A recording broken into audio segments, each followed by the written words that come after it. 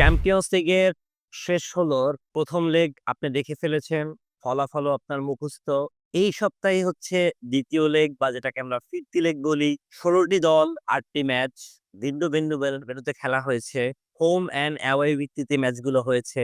রেজাল্টগুলো থেকে আপনি হয়তো প্রেডিকশন করতে পারছেন কোন দলটি শেষ ৮ বা কোয়ার্টার ফাইনালে পৌঁছে যাচ্ছেন। কিন্তু আমার দৃষ্টিকোণ থেকে মাত্র ২ টি দল ছাড়া সম্ভবত অন্য কেউ নিশ্চিত করতে পারেননি কোয়ার্টার ফাইনালের টিকেট। তার একটি দলের নাম হচ্ছে আর্সেনাল, যারা ৭-২ গোলের বড় ব্যবধানে জিতেছে পিএসভির সাথে। আর অন্য একটি দলকে নাম বলতে হবে, সেটা হচ্ছে ইন্টার মিলান। তারাও সম্ভবত ১ পা দিয়ে রেখেছে কোয়ার্টার ফাইনালে। বাকি যতগুলো ম্যাচই আপনি দেখেছেন তার কোনটিতেই আপনি নিশ্চিত করে বলতে পারবেন না কে আসলে এগিয়ে আছে। হ্যাঁ, কিছুটা এগিয়ে আছে বা অ্যাডভান্টেজ তো বলতেই হবে। কিন্তু নিশ্চিত কেউই করতে পারেননি। ১ম এ শুরু করি মাদ্রিদ ডার্বি দিয়ে। রিয়াল মাদ্রিদ ২-১ গোলে জিতেছে ম্যাচটি। তারা কিন্তু নিশ্চিন্ত থাকতে পারেনি। ১ম ম্যাচটি ছিল তাদের নিজেদের ঘর সান্তিয়াগো বার্নাব্যুতে, যেখানে রদ্রিগো এবং ব্রাহিমিয়া ২ টি গোল করেছেন। কিন্তু আলভারেজের যে দৃষ্টিনন্দন একটি গোল এবং মাত্র ১ গোলের যে লিড রিয়াল মাদ্রিদের, সেখান থেকে রিয়াল মাদ্রিদ মোটেও নিশ্চিন্ত থাকতে পারেনি এবং অ্যাটলেটিকো মাদ্রিদও চিন্তা করছে এটাই সুযোগ রিয়াল মাদ্রিদের ঘাড়ের উপর উঠে চেপে বসার। এরপর আসি জার্মান ডার্বি। জার্মান ডার্বিতে আপনি যারা দেখেছেন সেখানে স্পষ্টতভাবেই বায়ার্ন মিউনিখ ১ পা দিয়ে রেখেছে কোয়ার্টার ফাইনালে। কিন্তু অনেকেই বলতেছিল যেহেতু এবারের লিগ টাইটেলে এখনো চ্যাম্পিয়ন দলের নাম লেভারকুসেন, কিন্তু তারা কিন্তু একেবারেই বাজে পারফরম্যান্স খেলেছে। সেটা শুধুমাত্র গোলের হিসাব করলেই হবে না। সেখানে যে আপনি যদি বলের টোটাল স্ট্যাটিস্টিক হার দেখেন, সেখানে সবকিছুতেই তারা এগিয়ে আছে। অতএব এখানেও বলতে হবে যে বায়ার্ন মিউনিখ ১ পা দিয়ে রেখেছে।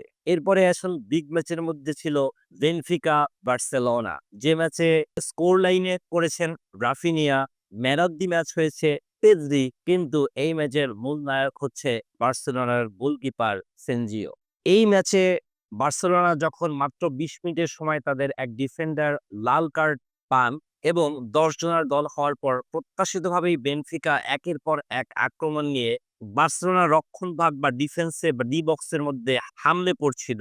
ঠিক সেই সময় তাদের গোলরক্ষক সেনজি খেললেন দুর্দান্ত এক ম্যাচ। তিনি একেবারে শটস অন টার্গেট যেটাকে বলা হয়, তার ৮ টা সেভ করে তিনি বুঝিয়ে দিয়েছেন যে তিনি আসলে দলের জন্য কতটা বেশি অপরিহার্য এবং একটা ম্যাচ একক হাতেও বাঁচানো যায়। গোলরক্ষকের কথাই যখন বলব তখনই পড়ে যাচ্ছে আরেকটি ম্যাচের কথা। সেই ম্যাচে নায়ক হচ্ছেন একজন গোলরক্ষক। কিন্তু এই ম্যাচে তিনি তার দলকে জেতাতে পারেননি। সেটা হচ্ছে আমি পিএসজি বনাম লিভারপুলের খেলার কথা বলছি। যখন খেলাটা শেষ হয় তখন যে স্কোর লাইন সেটা ছিল লিভারপুল ১ পিএসজি ০। কিন্তু এই ম্যাচের যে আদার স্ট্যাটিস্টিক্স ছিল সেখানে দেখলে আপনি আসলে হতাশায় ভরে যাবেন। ৭০% বল পজিশন ছিল পিএসজির হাতে। তারা মোট ২৬ টি শট নিয়েছিল গোলমুখে। কিন্তু পক্ষান্তরে লিভারপুল মাত্র ২ টি শট নেয়, যার একটিতেই তারা গোল আদায় করে নেয়। আলিসন যেই ধরনের সেভ এই ম্যাচে করেছেন, সেটা আসলে এক কথায় দুর্দান্ত।